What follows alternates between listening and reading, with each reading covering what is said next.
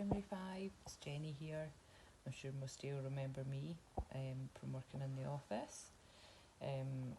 Miss Duncan has asked me if I would like to read a chapter from your class novel Gangsta Granny, so I was delighted that she asked me to do that.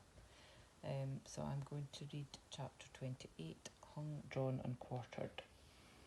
I'm terribly sorry to interrupt, said the Queen in her clipped tones, but might we get back to the important matter at hand?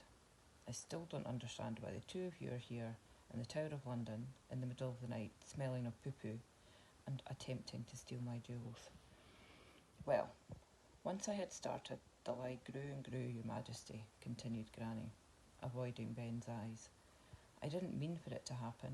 I just got carried away, I suppose. It was so nice to spend extra time with my grandson, to have fun with him. It reminded me of when I used to read him bedtime stories. That was in the days when he didn't find me boring. Ben fidgeted.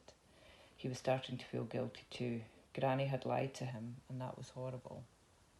But she'd only done it because she was upset that he thought she was dull. I had fun too, he whispered. Granny smiled at him. I'm glad, little Benny. I'm so sorry, I really... interrupted the Queen. Oh yes, said Granny. Well, before I knew it, things had snowballed and we were planning to take on the most daring robbery of all time. We climbed up the sewage pipe, by the way. We don't usually smell it like this, Your Majesty. I should hope not. Phooey. Ben was feeling really guilty now. Even if Granny had never been an international jewel thief, she certainly wasn't boring. She had helped plan this robbery with him, and now here they were in the Tower of London at midnight, talking to the Queen. I have to do something to help her, Ben realised. The robbery was my idea, Your Majesty, he said. I'm so sorry. Please let my grandson go, interjected Granny. I don't want his young life ruined. Please, I beg you, we were going to return the crown jewels tomorrow night, I promise. A likely story, murmured the Queen. It's true, exclaimed Ben. Please do what you want with me, Your Majesty, continued Granny. Have me locked up in here, in the tower forever if you like, but I beg, let the boy go. The Queen looked lost in thought. I really don't know what to do, said the Queen eventually. I'm touched by your story. As you know, I too am a grandmother, and my grandchildren find me dull sometimes.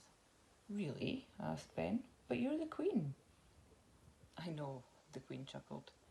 Ben was stunned. He had never seen the Queen laugh before.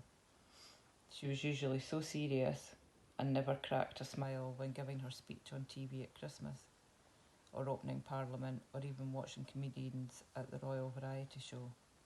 But to them, I'm just boring old Granny, she continued. They forget I was young once. And that they will be old one day, added Granny, with a meaningful look to Ben. Exactly, my dear, agreed the Queen. I think the younger generation need to have a bit more time for the elderly. I'm sorry, Your Majesty, said Ben. If I hadn't been so selfish and moaned about old people being boring, none of this would ever have happened. There was an uncomfortable silence. Granny rummaged in her handbag and offered the Queen a bag of sweets. Murray Mint, Your Majesty.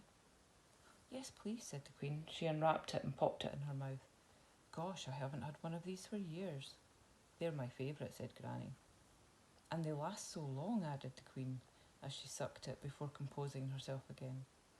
Do you know what happened to the last man?